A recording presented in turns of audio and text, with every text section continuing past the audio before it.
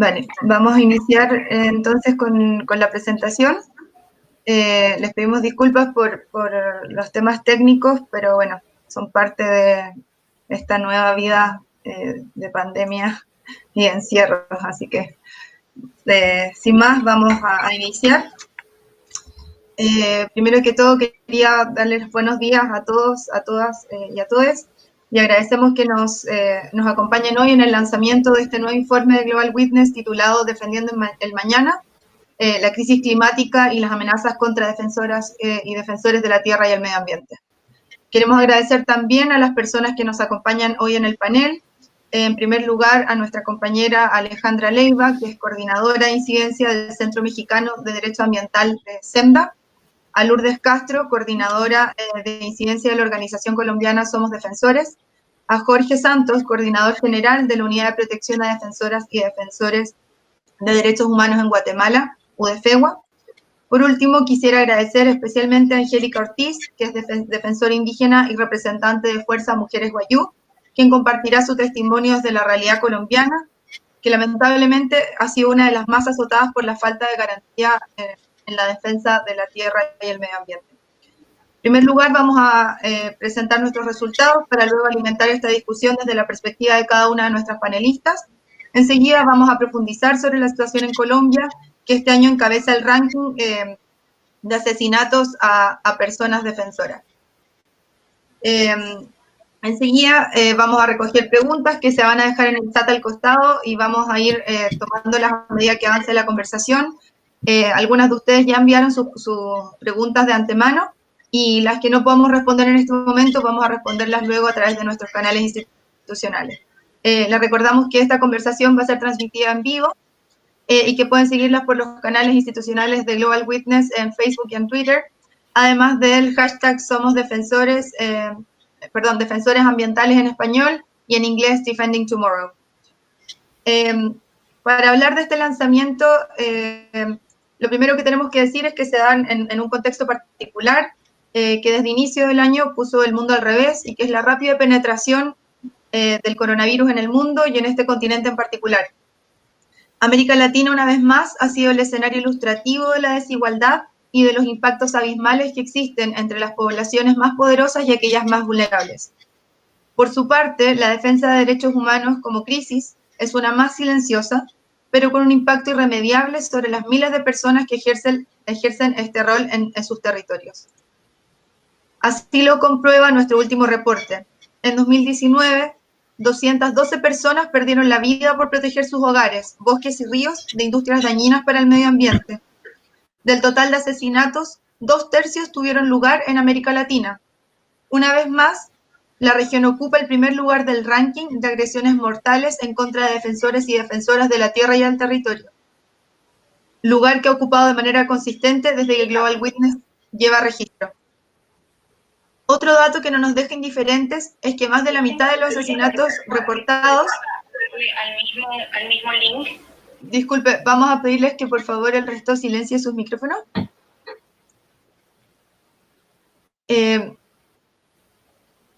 Y bueno, otro dato que no nos deja indiferentes es que más de la mitad de los asesinatos reportados el año pasado ocurrieron solamente en 2 países, como se puede ver en la gráfica, y estos países son Colombia y Filipinas.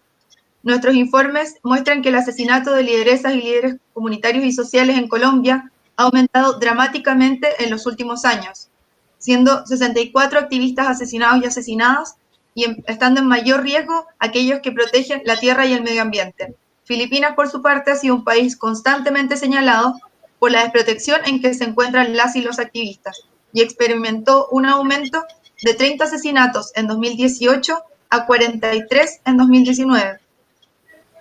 A su vez, de los 5 países que más asesinatos registran, 4 son latinoamericanos. Encabezan esta lista, además de Colombia y Filipinas, Brasil con 24 casos registrados, México con 18 casos registrados y Honduras con 14 casos registrados. Si miramos esto en una perspectiva histórica, este es el año con mayor cantidad de asesinatos registrados por Global Witness en contra de quienes resisten ante los llamados modelos de desarrollo, que propician industrias que actúan de manera irresponsable, dañando los bosques, cielos, humedales, océanos y zonas de biodiversidad. Esto sin contar con la cifra negra de casos que no cuentan con una fuente de información y que por lo tanto quedan en expedientes guardados. Detrás de esta estadística hay vidas que se detienen, hay luchas y un potencial de organización que queda trunco. También estos asesinatos representan el clímax de una escalada de violencia que en algunos casos es continua y que tiene manifestaciones más sutiles, pero no menos peligrosas, como ataques físicos, arrestos, amenazas de muerte, demandas judiciales, la aprobación de leyes que criminalizan la protesta o la tachan de actos terroristas, campañas de desprestigio en línea, por nombrar algunas.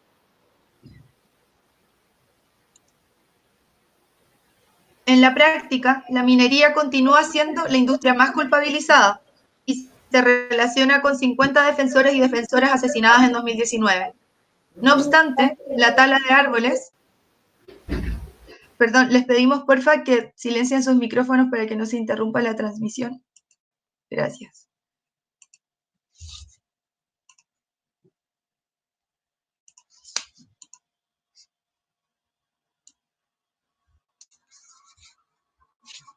Volvemos, perdón. No obstante, la tala de árboles experimentó un alza preocupante entre 2018 y 2019, con un aumento del 85% de los ataques registrados en contra de personas defensoras que se oponían a la industria. Este panorama tiene implicancias particulares cuando se documenta el impacto de la defensa de la tierra y el medio ambiente sobre grupos históricamente excluidos. Nos referimos a las mujeres y a los pueblos indígenas. En este sentido, el reporte de Global Witness constata que el 40% de las víctimas pertenecía a comunidades indígenas en 2019.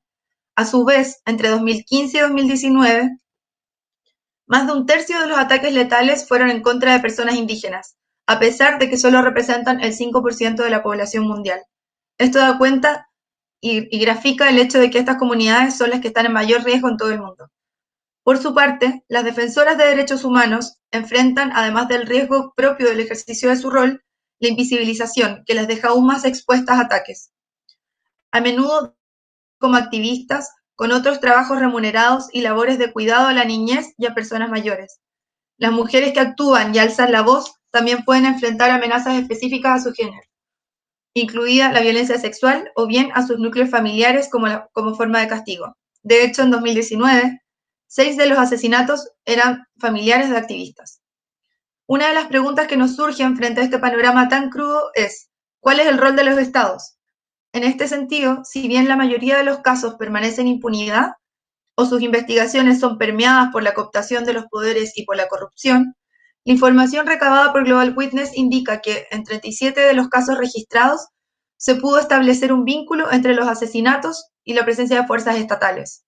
También se sospecha del involucramiento de actores privados como sicarios, bandas criminales y guardias de seguridad privada. Con este panorama, cedemos entonces la palabra a nuestras panelistas y vamos a darle la palabra en primer lugar a Alejandra Leiva.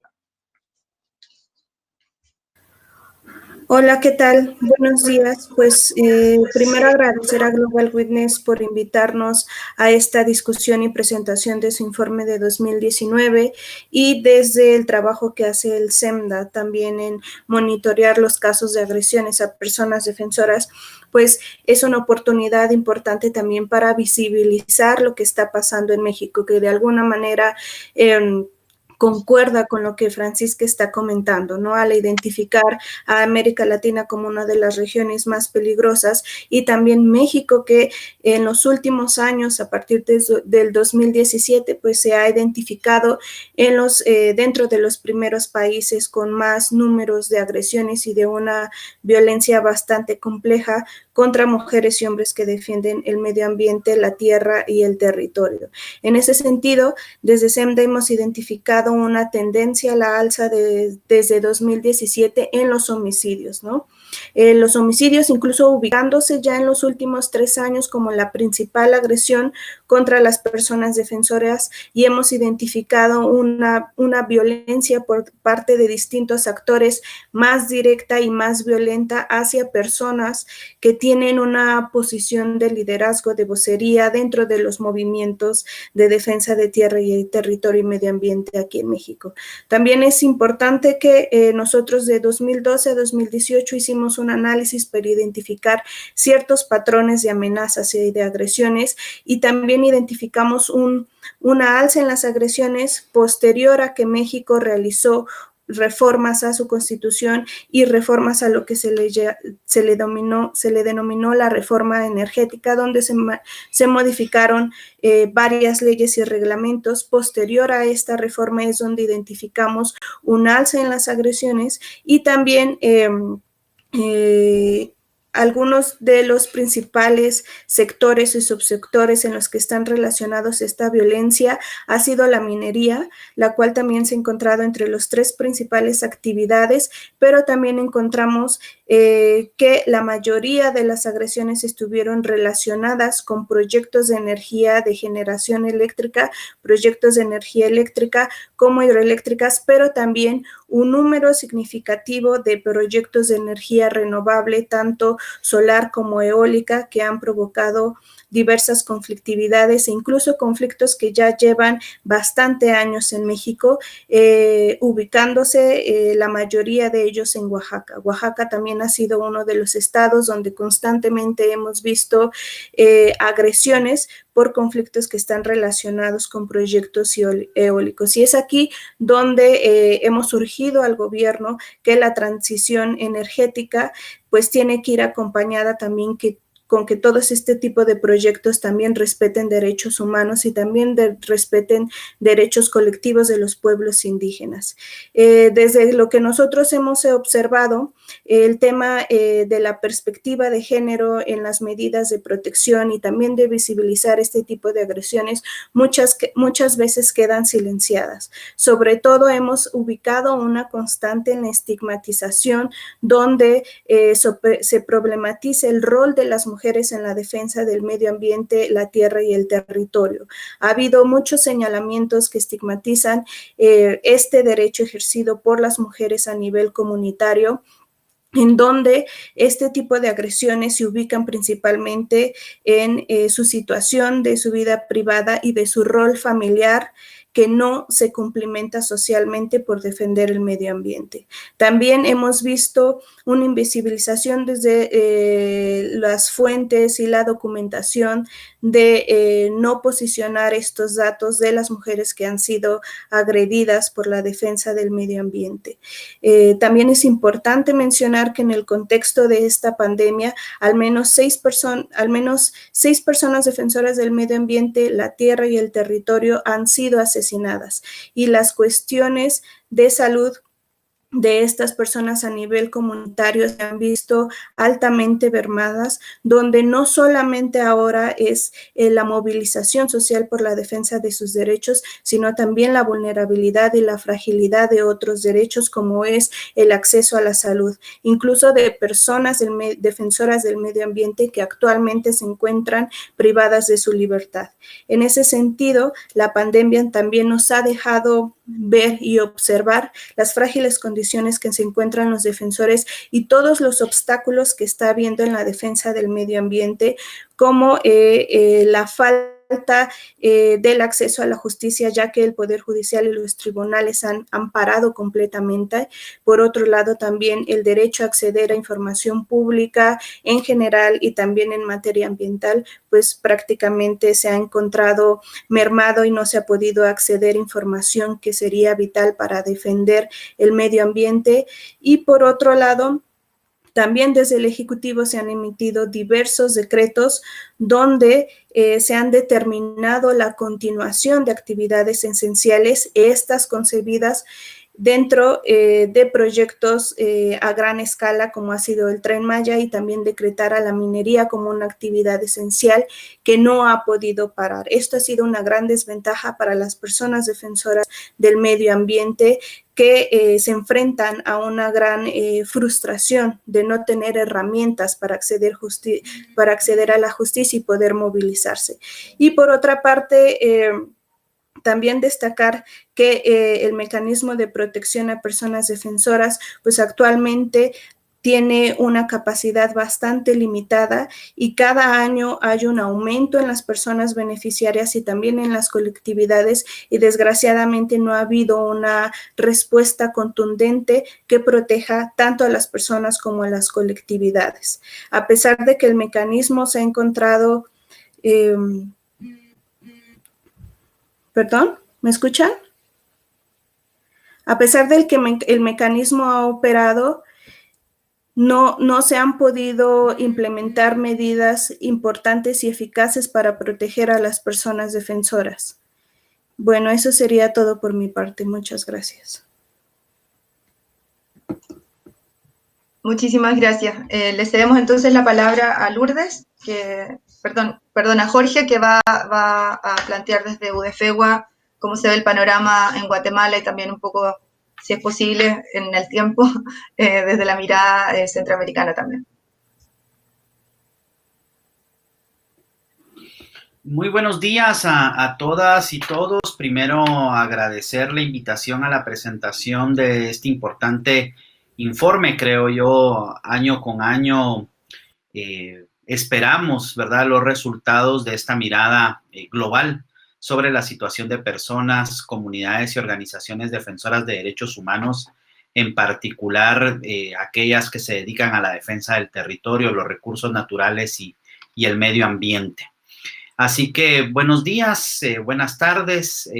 Primero plantear que Centroamérica, particularmente el Triángulo Norte o el denominado Triángulo Norte, El Salvador, Honduras y Guatemala, ha venido registrando un retroceso autoritario en el ejercicio del poder.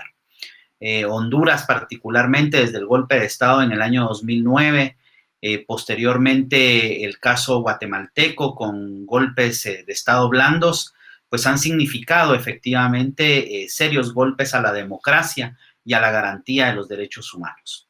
Guatemala particularmente, como por todas y todos es conocido, en el año 2015 vivió una etapa no solo de lucha y combate en contra de la corrupción y la impunidad, sino una efervescencia social, ¿verdad?, a la cual posteriormente se sumaba Honduras en lucha social y popular importante.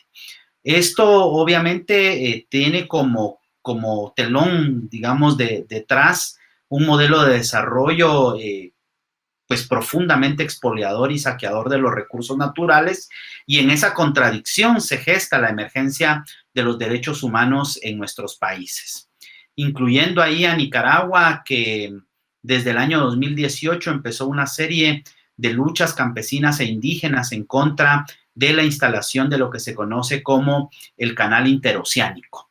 Es decir, somos una región en donde hay una emergencia por los derechos humanos, con un modelo de desarrollo expoliador, extractivista, exportador, que no solo daña profundamente el ambiente, sino somete a poblaciones enteras a condiciones indignas de vida. Entonces, en ese sentido, marcar un proceso denominador común en nuestra región de serio retroceso democrático y en contra de los derechos humanos. En ese marco, pues la estrategia estatal y de las inversiones privadas se ha concentrado en incrementar, ¿verdad?, las tasas de agresión en contra de quienes defienden los derechos humanos. En nuestros registros, en los registros que llevamos en la Unidad de Protección a Defensoras y Defensores de Derechos Humanos, solo para el caso guatemalteco da cuenta que más del 32% de la totalidad de estas agresiones en el año 2019 van dirigidas en contra a quienes defienden el territorio, la tierra, los recursos naturales y el medio ambiente. Particularmente en el caso guatemalteco, estas agresiones van dirigidas en contra de miembros de pueblos indígenas en el país. Creo que hay que marcar algunas tendencias que hemos estado observando durante los últimos años como la columna vertebral de la represión y violencia en nuestros países. Está marcado por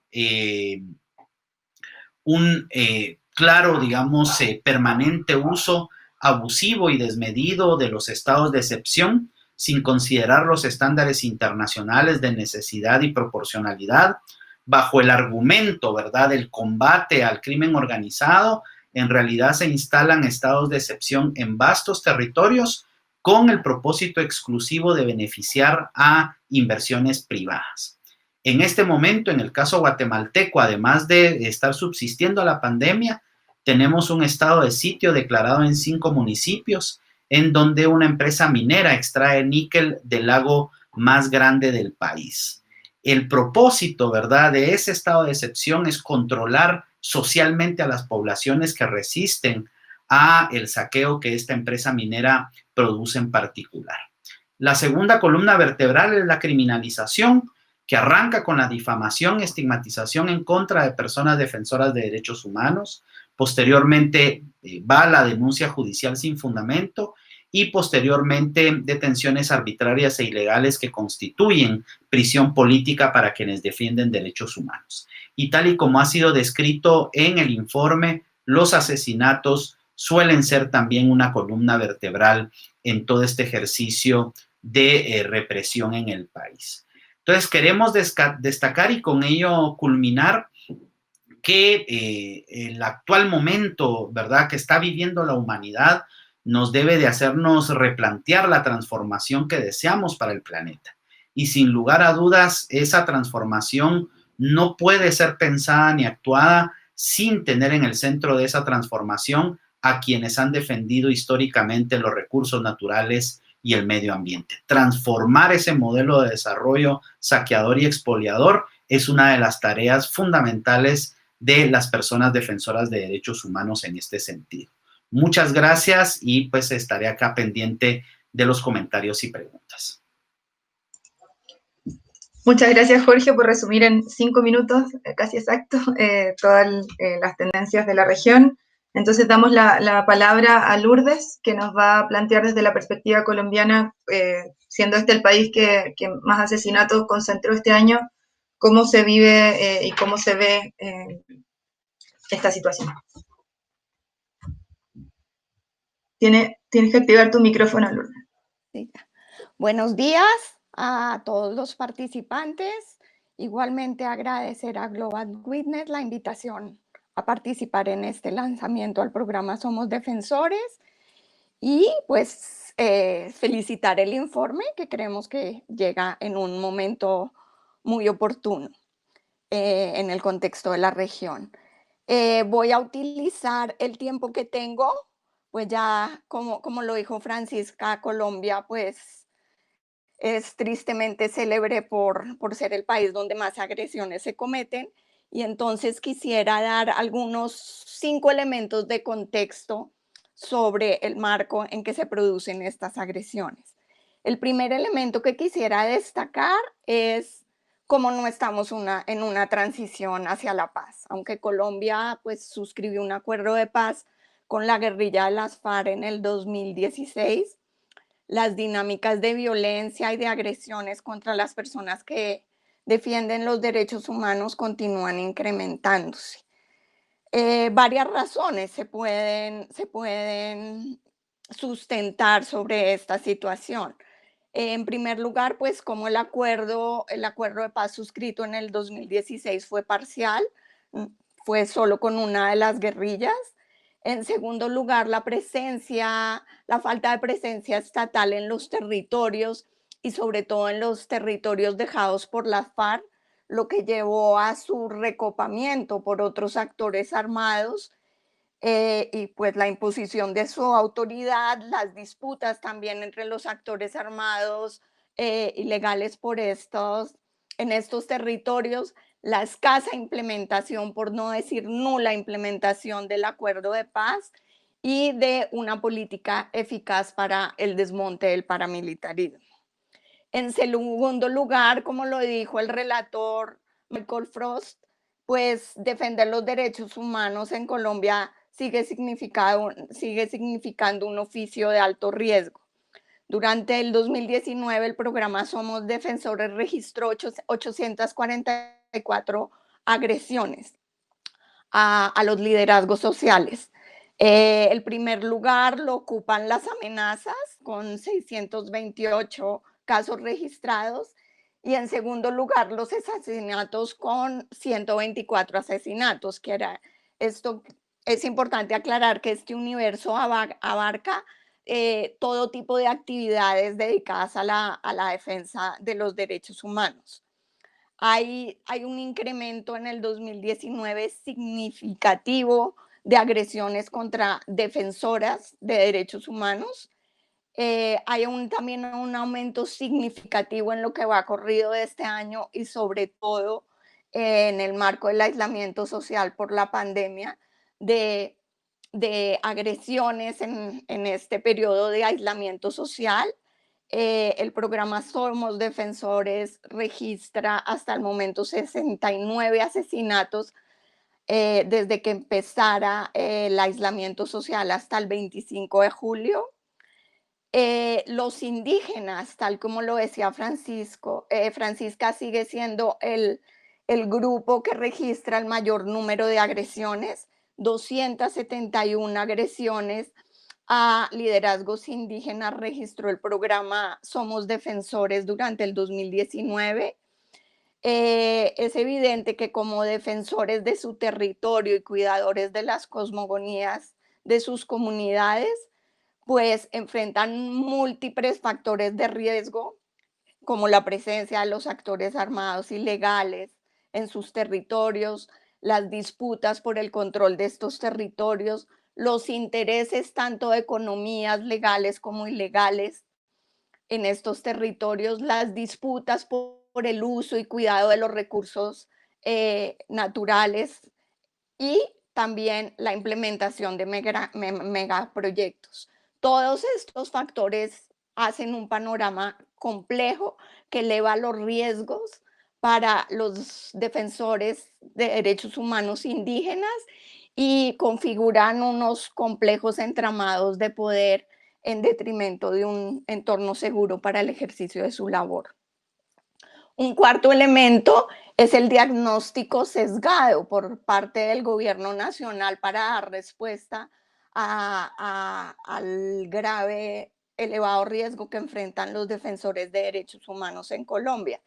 Y decimos que el diagnóstico es sesgado porque incluye algunos elementos, pero desconoce y excluye de sus diagnósticos otros que son muy importantes, como por ejemplo el conflicto histórico por la tierra, que incluso fue generador del conflicto armado y se desconoce en su diagnóstico, la explotación indiscriminada de los recursos naturales y las tensiones y disputas que se generan por el desarrollo de megaproyectos. Estos elementos que son muy importantes para un diagnóstico completo son ignorados en los diagnósticos gubernamentales. Y el quinto elemento es la impunidad como regla, que ya también Francisca y el informe lo reseñan muy bien. Prácticamente son nulos los resultados por parte de las autoridades judiciales colombianas de su labor de investigar, juzgar y sancionar las agresiones contra defensores de derechos humanos, lo que significa perpetuar la impunidad y darle pues oxígeno a estas agresiones. Según el informe del programa Somos Defensores 2019, los resultados son entre 13 y 14% en un universo de casos priorizados del 2016 al 2019. Sin embargo, hay lo que nosotros llamamos un artificio del lenguaje de la Fiscalía para querer inflar estas cifras y mostrar resultados. Y es haber asumido la categoría de esclarecimiento, que es una categoría, si bien que se usa mucho en la justicia transicional, no es una categoría jurídica. Y lo que hacen con esta categoría de esclarecimiento es englobar todos los casos que están siendo investigados, incluso sin imputación de cargos, como esclarecidos. Entonces, pues, como ven, es una estratagema para mostrar resultados donde en realidad no los hay porque no hay ni juzgamiento ni sanción. Para terminar, destacar cómo informes como este son muy importantes en términos de visibilizar la situación que vive Colombia, pero también siempre el apoyo de la comunidad internacional para nosotros ha sido fundamental en la exigencia del Estado colombiano para cumplir sus obligaciones y dar las garantías que los defensores y defensoras requerimos para tener un entorno seguro para el ejercicio de nuestra labor. Muchísimas gracias. Muchas gracias a ti, Lourdes, por el panorama y muchas gracias a los tres por también dentro del tiempo poder darnos un escenario de por qué este tema es preocupante, es actual, es vigente, es urgente. Tal como comentaba Lourdes, la situación en Colombia es realmente preocupante. Vemos cómo estos factores se entrelazan y esa implementación a medias de los acuerdos de paz se suma a un racismo estructural, se suma también a la falta de institucionalidad y a la impunidad como regla, tal como mencionaba, y a la vulnerabilidad especial en la que se encuentran ciertos territorios y ciertos grupos que son aún más propensos a sufrir las consecuencias del cambio climático y también de los efectos de este tipo de ejercicio y de este tipo de industrias. Entonces, aquí también queríamos decir que si bien, bueno, los acuerdos de paz marcaban un camino de transformación social, este no alcanzó a los sectores más amplios de la población, tal como tú mencionabas, que hoy se encuentra en la mitad de un fuego cruzado que se alimenta de una impunidad que en este caso alcanza el 95%, como tú lo señalabas. Entonces, bueno, esto también para darle el pase a nuestra compañera Angélica Ortiz, de Fuerza Mujeres Guayú, que nos va a relatar en primera persona su testimonio de resistencia, esto desde la Guajira colombiana, en el límite con Venezuela. Te dejamos el micrófono abierto, Angélica. Tienes 10 minutos para dar tu exposición. Muchas gracias.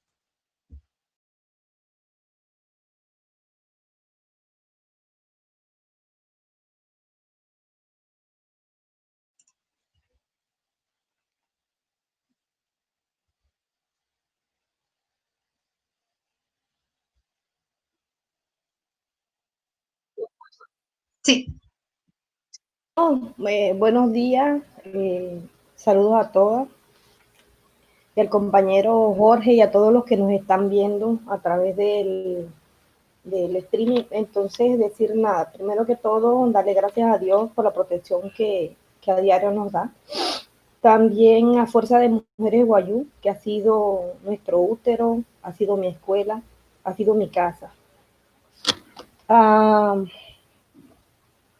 A las comunidades con las que trabajamos a diario,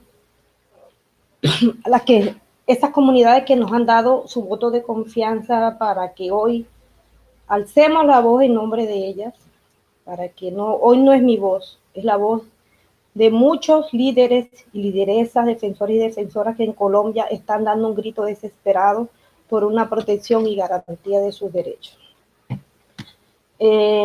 Decirles que lamentablemente hoy no sirvió la cámara de la compu, pero decirle que desde el fondo del corazón el sentir de muchas lideresas, de muchos líderes que a diario buscan la protección y no la tienen.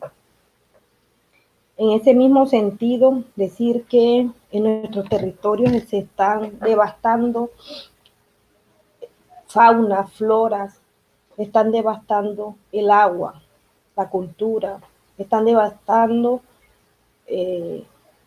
sitios ancestrales, se están destruyendo.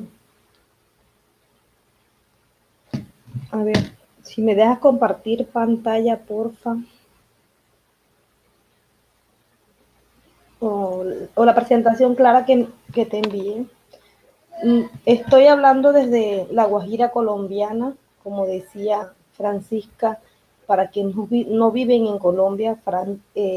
La Guajira es un departamento que queda en límites y fronteras con el Mar Caribe, Aruba, Curazao y por el otro lado Venezuela.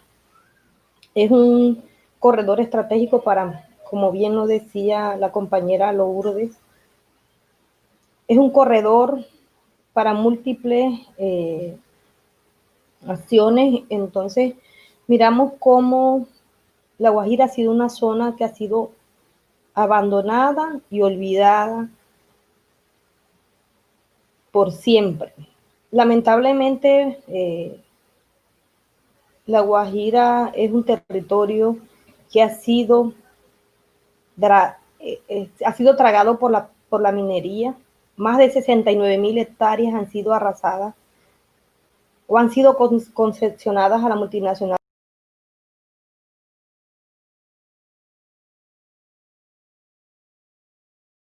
en los cuales ha ido desapareciendo las comunidades, alrededor de 25 comunidades, y ha resentado 5, de manera total 1 y de manera parcial 4. Esa es la lucha, la defensa por esta Casa Grande, que hoy, precisamente como lo dicen los informes y como lo vivimos en los territorios, el sector más golpeado es el sector indígena, seguido del sector de afros y campesinos. Ciertamente lo vivimos en nuestro territorio, porque todo el mundo está hablando de cambio climático. Yo estoy invitando a que dejemos de decir cambios por daños. Cambios se hacen, lo hace de manera natural, pero esta Casa Grande se está muriendo lentamente por todo el daño, la deforestación que se le está haciendo. Levantar la voz nos ha traído muchos riesgos, es cierto, pero ante estos daños ambientales, la falta de agua, contaminación, daños sociales, económicos, daños espirituales, daños culturales, asimismo van aflorando enfermedades de tipo respiratorio, enfermedades en la piel, muchas enfermedades, resequedad en los ojos, y vemos cómo se ha aumentado o ha aparecido y empiezan a aflorar múltiples tipos de cáncer. En 2018 hicimos con Endepaz un informe que se llama Cuando el río suena, piedra lleva y otras cosas. Ese informe relata la triste realidad de nuestros territorios y el agua contaminada, al igual que la calidad de aire que tenemos. Metales pesados que a diario en las comunidades se consumen a través del agua, a través del cultivo, de la siembra e incluso de los alimentos que comemos. Los pueblos indígenas en América Latina se han levantado por el cuidado de esta Casa Grande, que tenemos que cuidarla. Algunos le dicen Pachamama, otros le dicen Madre Tierra, pero al final sigue siendo de nuestro territorio. Muchas acciones se han hecho para visibilizar la problemática a nivel nacional, local y a nivel internacional, porque lo que está sucediendo con La Guajira repercute en todo el continente. Lo que se hace en Chile repercute en todo el continente. Entonces es así como miramos cómo han ido fracasando las metas que se han puesto los estados, como son el objetivo de desarrollo del milenio. Fracasó porque no fueron capaces de implementar políticas para disminuir o erradicar las problemáticas que se presentaban. En este momento estamos mirando a ver si alcanzamos los objetivos de desarrollo sostenibles, y cuál sostenible si estamos destruyendo la madre tierra. Hoy Sierra Nevada de Santa Marta y la Amazonía están dando gritos porque no quieren sufrir los daños y las consecuencias que tenemos hoy en La Guajira. El acuerdo de Escazú fue firmado por el gobierno nacional el año pasado, pero lamentablemente en el territorio lo que vemos es más llegada de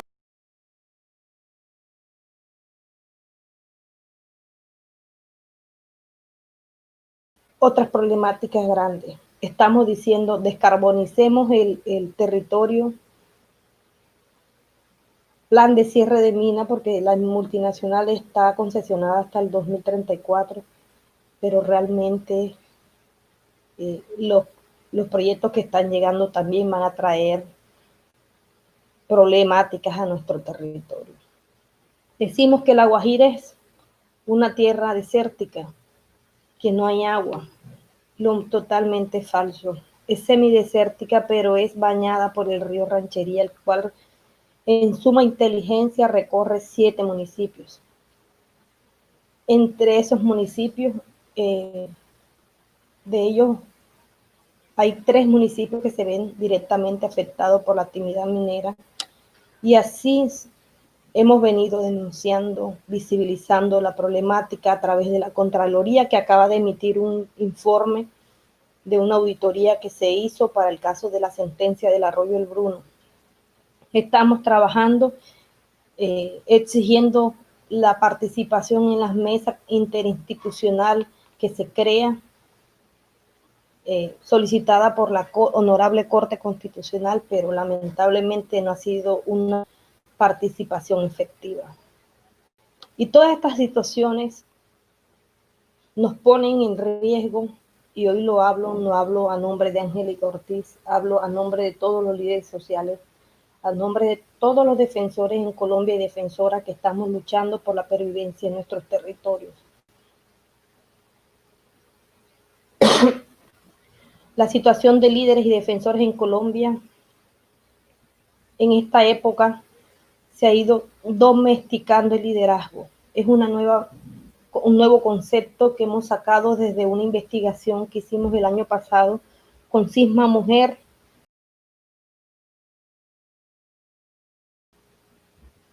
Situación la cual que nos tiene sin atención. Muchos de ellos están desempleados, sin apoyo, con amenazas, pero aparte de todo, exigiendo el cumplimiento de sus derechos y en primer lugar el respeto a la vida. Lamentablemente, al día de hoy,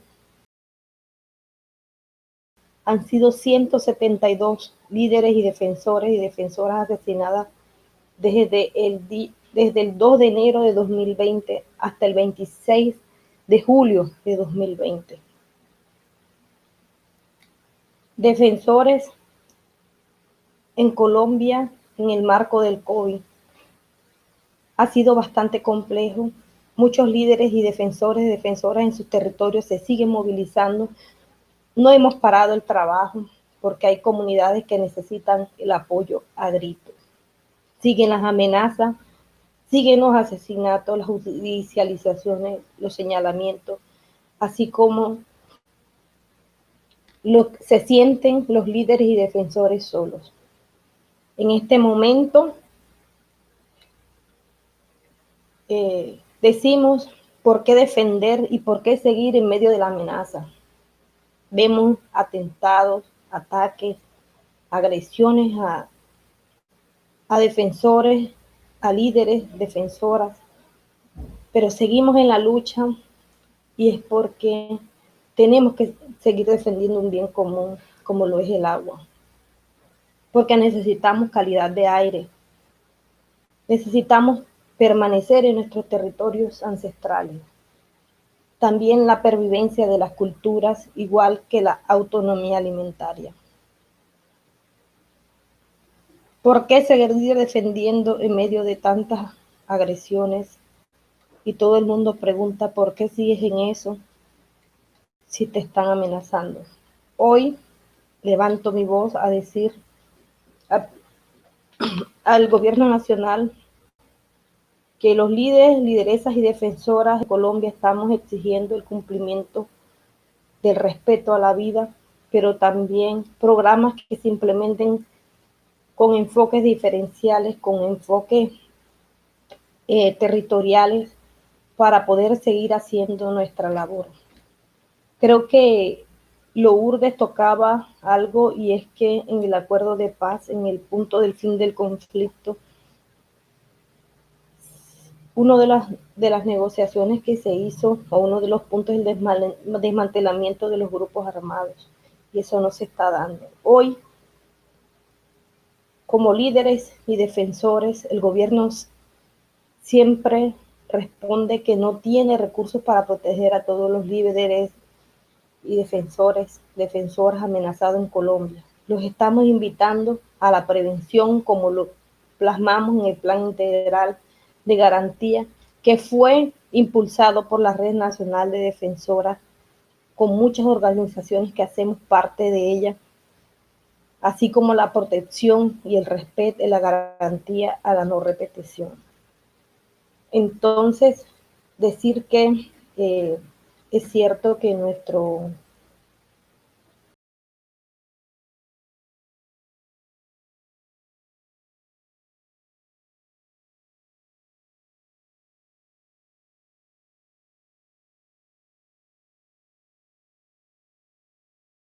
y estuvo en La Guajira, vino a conocer la situación de cerca de lo que estaba ocurriendo en La Guajira.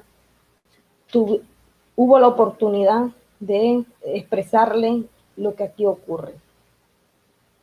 Son múltiples riesgos que estamos viviendo y una nueva modalidad que se está implementando en todo el país, la vigilancia de los líderes defensores y defensoras a través de dron.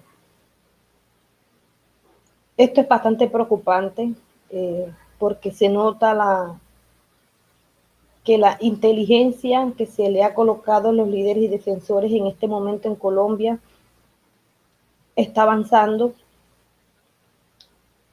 Existe también en esta situación una preocupación grande, y es que cuando los líderes dicen me están amenazando, se está haciendo porque realmente se está sintiendo un temor. Hoy hemos sido amenazados varios mediante panfletos, pero también vigilancia por motos, autos, el frente de nuestras casas, y créanme que se siente diferente a ser mujer, a ser hombre en una amenaza. Es muy diferente y los panoramas de riesgo también son lo mismo. A Global Witness y a todos quienes han participado en esta elaboración de este informe, mi respeto y muchas gracias por visibilizar lo que el gobierno nacional en Colombia está negando. Muchísimas gracias, Angélica. Te agradecemos también, bueno, como tu testimonio, el hecho de estar acá sabiendo los riesgos que enfrentan las personas defensoras desde los territorios. Así que tu testimonio... Fran, ¿sí? solamente quería cerrar con una frase. Ayer por la noche hablaba con una compañera defensora del Cauca, la cual fue víctima de un atentado hace 7 días, y me decía: si dejo de trabajar como defensora, muero. Si no lo hago, se acaba mi vida.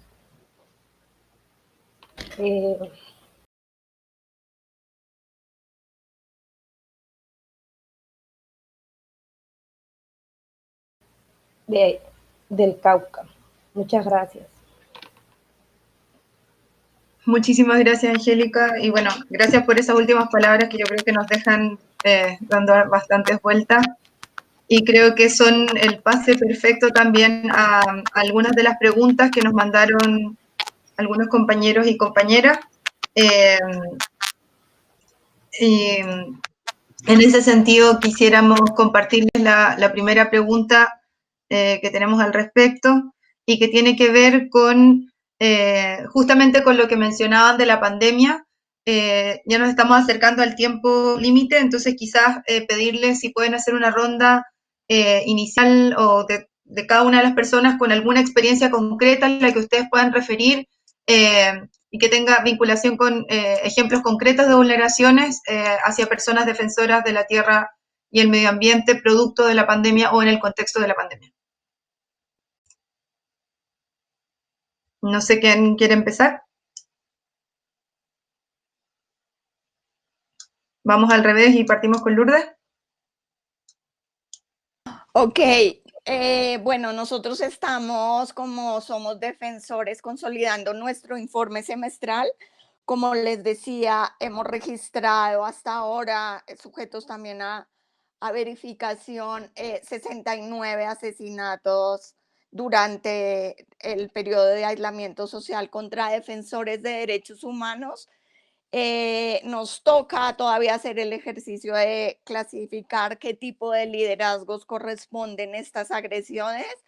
Lo que sí les podría un poco adelantar en lo que se refiere a Colombia es que muchas tienen que ver con las políticas de erradicación forzada que se están dando en el marco de la pandemia, de erradicación forzada de cultivos considerados de uso ilícito, lo que ha generado muchísimas confrontaciones. Ustedes saben que el acuerdo tenía un plan para una sustitución voluntaria de cultivos que no se está cumpliendo.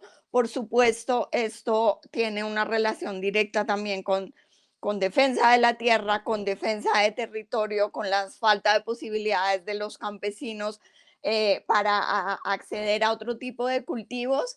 Y sí me parece importante resaltar pues esa erradicación forzada que se está dando y en la que la pandemia un poco sirve como cortina de humo para invisibilizar esta situación que tiende a agravarse también. Muchas gracias. Alejandra, Jorge, ¿quisieran comentar algo? Jorge.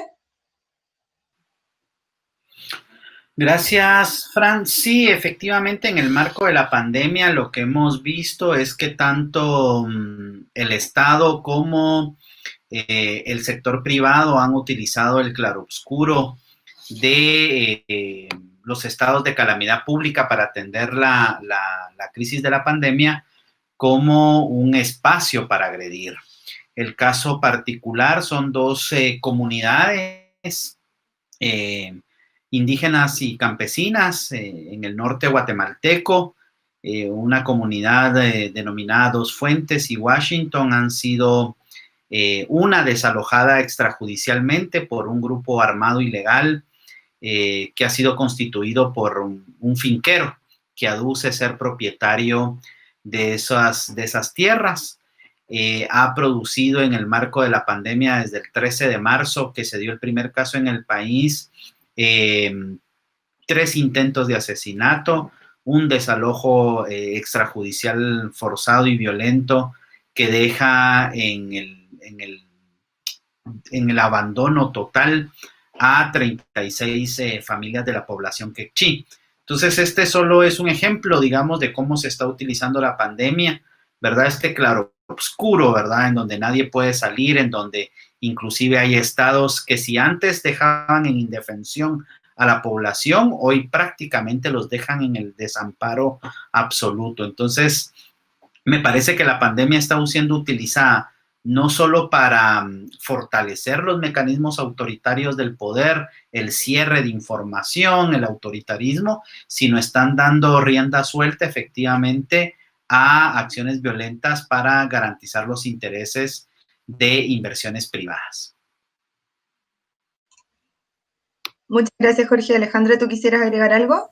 Sí, Fran, y en ese sentido, como también ya lo había mencionado en mi participación, también desde México hemos visto cómo esta situación se ha agravado para las mujeres y hombres defensoras del medio ambiente, tierra y territorio.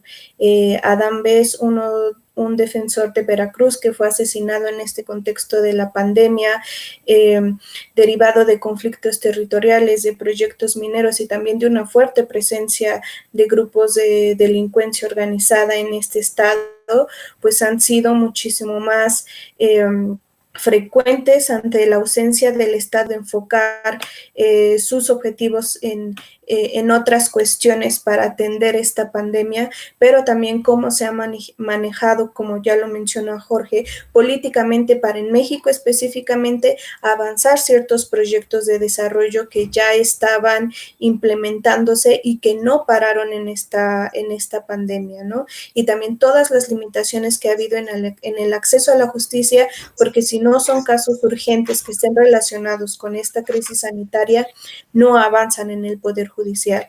También las discusiones sobre la constitucionalidad de la ley minera también se ha parado por esta crisis sanitaria, y entonces ha habido un manejo que deja en una situación muchísimo más frágil a las comunidades indígenas, a las comunidades campesinas, quienes, aparte de enfrentar la defensa del medio ambiente, también se están enfrentando con una falta de información, con contagios y con una violencia que no ha cesado.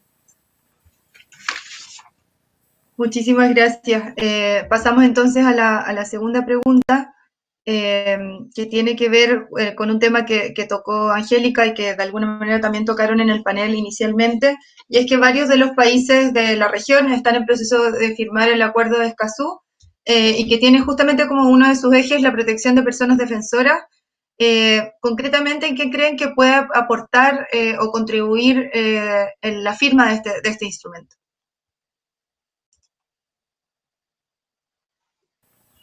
Bueno, desde México lo que hemos observado es, ya se ha hecho una gran incidencia desde la sociedad civil para que el Senado mexicano pueda ratificar este instrumento y podamos empezar una fase de implementación, que claro, eso llevaría a muchas contradicciones de la actual administración que tendría que modificar si quiere cumplir con este acuerdo. Y en este momento nos encontramos en la aprobación del Ejecutivo para que lo mande al Senado y se pueda cumplimentar este proceso de ratificación. Esperamos que este año México pueda ser otro país más que ratifique este instrumento, que si bien establece la protección a las personas defensoras del medio ambiente, desde México se quiere transitar a una política pública integral que pueda transitar e implementar todos esos ejes, desde la prevención, desde la reacción y desde la protección en riesgo, también desde la investigación y sanción. Y vemos, por un lado, que hay ciertos compromisos políticos de cumplimiento de instrumentos internacionales, pero lo que pasa en los territorios y sobre todo en los gobiernos locales, pues hay un gran desconocimiento. Y si bien este instrumento no solamente es la protección, sino que también puede prevenir ciertos conflictos al establecerse los derechos de acceso a la justicia, participación, información, que son muy importantes en la defensa ambiental. Si no hay realmente un compromiso del Estado mexicano para cumplir con este instrumento y con otros instrumentos de derechos humanos, me parece que no vamos a encontrar una transformación de fondo, una transformación estructural que realmente proteja la vida de las personas defensoras. ¿Quisieran agregar algo más? De pronto, Angélica, que lo mencionó en su presentación. ¿Puedo? Angélica, bueno, sí, como dijo Angélica, pues Colombia ratificó el acuerdo apenas en diciembre. O sea, hay que ver pues cómo evoluciona esa ratificación ya cuando entre en vigencia. Bueno, Colombia se caracteriza porque nosotros ratificamos todos los instrumentos internacionales, entonces eso no nos da garantía de cumplimiento ninguno. Pero sí lo que creo, y pues eso no lo ha demostrado la experiencia de trabajo a los defensores de derechos humanos, es que se vuelven una importante herramienta de exigibilidad. De exigibilidad frente al Estado y de la posibilidad de desarrollar acciones de litigio estratégico, por ejemplo, frente a la Corte Constitucional, para lograr avances justamente en la dirección de una política pública, por ejemplo, en este caso de protección adecuada. Entonces, sí quisiera resaltar la importancia que puede tener ya una vez entre en vigencia como herramienta de exigibilidad y de trabajo para las organizaciones defensoras de derechos humanos y en particular de los derechos del medio ambiente y de la tierra. Vale. Vamos a extender unos minutitos el tiempo inicial de la conversación, que era de 1 hora, y entonces le quería preguntar a Jorge si quisiera agregar algo en esta línea o pasamos a la tercera pregunta. No, creo que ha sido dicho la importancia de la vinculancia que puede darnos este tipo de instrumentos. Perfecto. Angélica, ¿quisieras agregar algo más? Sí, y bueno, yo me voy a la primera pregunta, que no sé por qué el micrófono se activó, pero yo creo que de la primera pregunta hay que hacer haciendo como un análisis de lo que ha venido pasando aquí en La Guajira, y es que a las 2 semanas, 3 semanas de haber iniciado la pandemia, las comunidades indígenas, algunas salieron a las vías a pedir garantía de derecho para la alimentación, porque son comunidades que viven del día a día, ¿no? Y la respuesta de la gobernación fue la fuerza pública, el SMAT, escuadrón antidisturbios. Esa fue la respuesta, que lamentamos mucho. Y la segunda pregunta, mira, como ya bien lo dice Lourdes, aquí en Colombia somos los que tenemos la mejor constitución, los que tenemos las mejores leyes, pero de la aplicación nada. ¿Qué necesitamos nosotros en Colombia? Realmente una voluntad política para hacer cumplir lo que ya está y mirar cómo se subsanan todos los daños que se han venido ocasionando. Hay una extranjerización de la tierra terrible en Colombia, esto no se puede negar. En todas partes el dueño de la tierra no es ni siquiera el Estado colombiano, son las multinacionales y colocan e imponen las leyes. Entonces,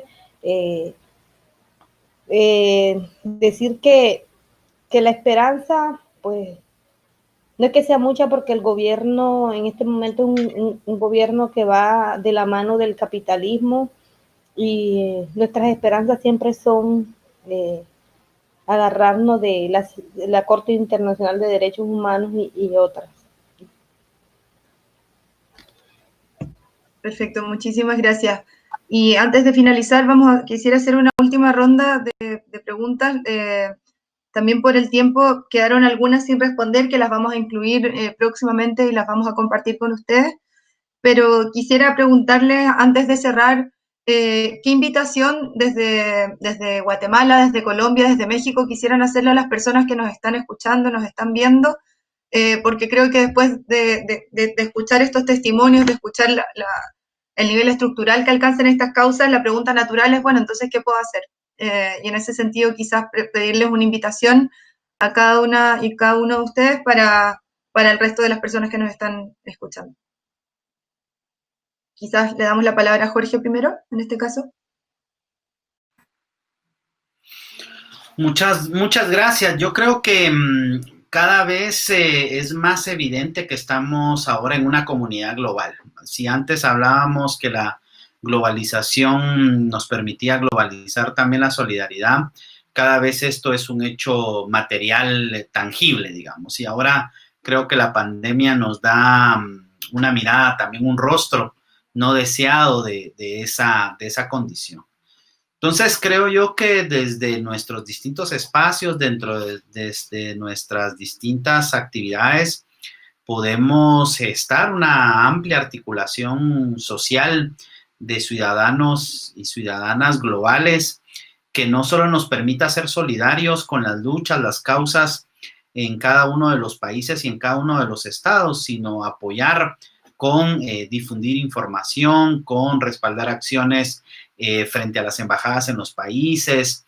Creo yo volver a gestar un amplio marco de solidaridad internacional y de compromiso con la defensa de los derechos humanos y la transformación, decía yo en mi intervención, del modelo de desarrollo, será de las principales tareas que como humanidad tenemos como uno de los grandes retos.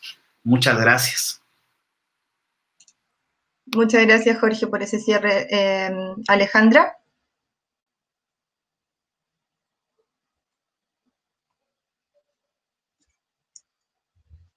Tu micrófono está silenciado. Si quieres pasamos a Lourdes y probamos de vuelta. Ok.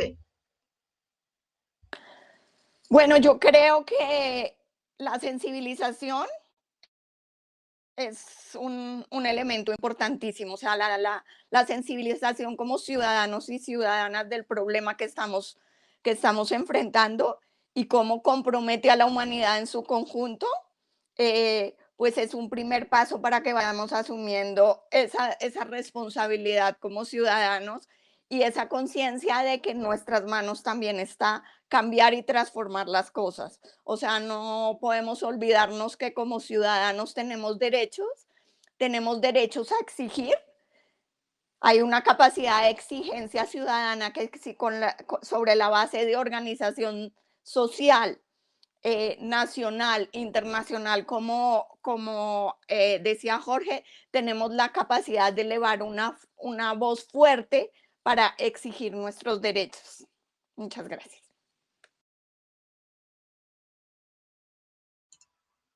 Muchísimas gracias, Alejandra. ¿Y podemos probar de nuevo? Porque recién no se escuchaba. No. o lo dejas en el chat y le damos la palabra a Angélica. Sí, disculpa. Angélica, ¿quisieras decir algo antes de cerrar?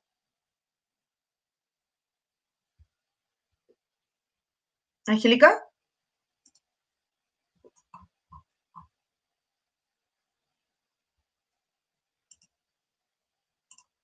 Angélica.